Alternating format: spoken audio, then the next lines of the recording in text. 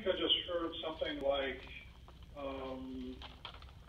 fair, equitable, equal, across the board type thing, comparing one teacher in one situation with another group of teachers in another situation. But it seems to me that if we are going to focus on student success, the success measurement for a math teacher should be different than the success measure for an art teacher. Otherwise, we're not measuring success at all. And I'm concerned that we're leaning toward we're not measuring success at all. What we're measuring is, did a teacher put forward 15 hours of activity?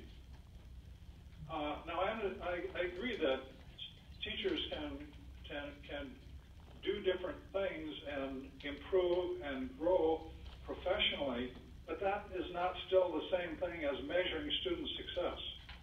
And this structure with the professional impact credits, you know, the very term professional impact is something done by or to the teacher, but it's not necessarily an actual measure of student success.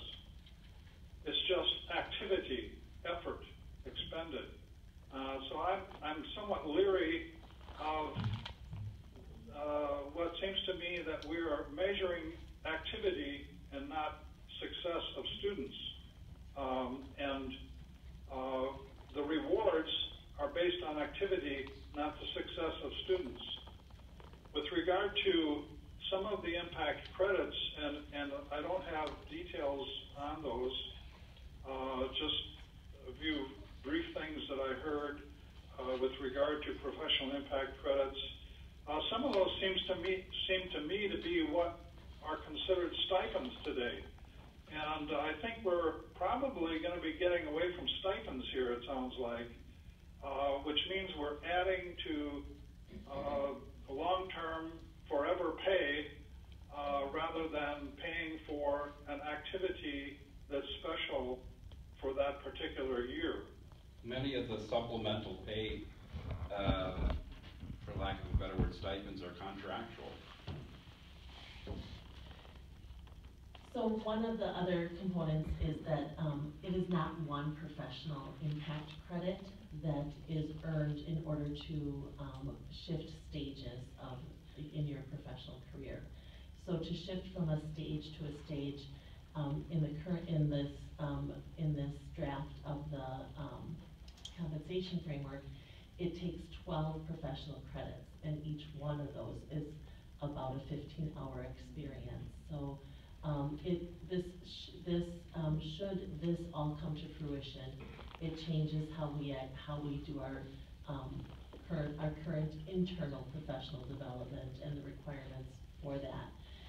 At this point, I think that that we have the questions you have brought forward, if I may speak for the group, have really provided some really good feedback to us. And as the group gets back together and Russ facilitates further development of the plan, the questions provide some areas for clarification, and so we certainly appreciate that. There is more detail that has been developed than has been shared verbally tonight, and so again, though, more to clarify.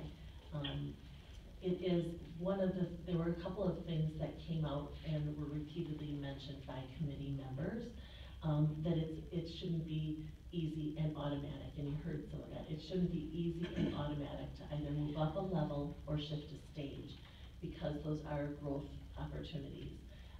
The idea of professional impact, there are multiple ways to gain that professional impact, and just as Mr. Schmiggy said, it is very different measuring the professional impact of a special education teacher from a math teacher, from an AP teacher, from a kindergarten teacher.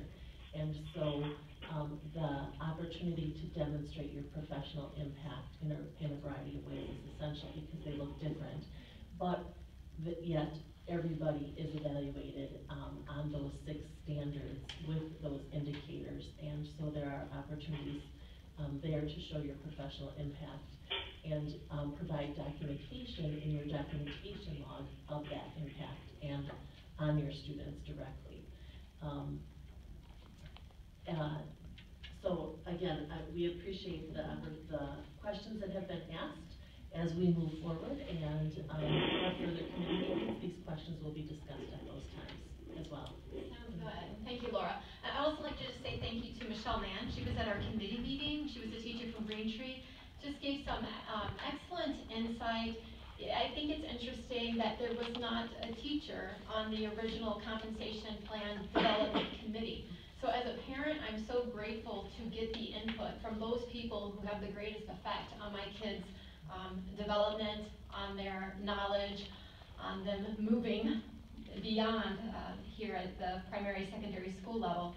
Secondly, Michelle was so complimentary, of course, of you, Russ, of Laura, of the team for being very open-minded and willing to listen to a wide variety of ideas. And it was just an environment that cultivated a sense of belonging and of worth and of value, which is exactly how we want our staff members to feel as part of the West Bend School District. So certainly appreciate that. Look forward to the updates in January.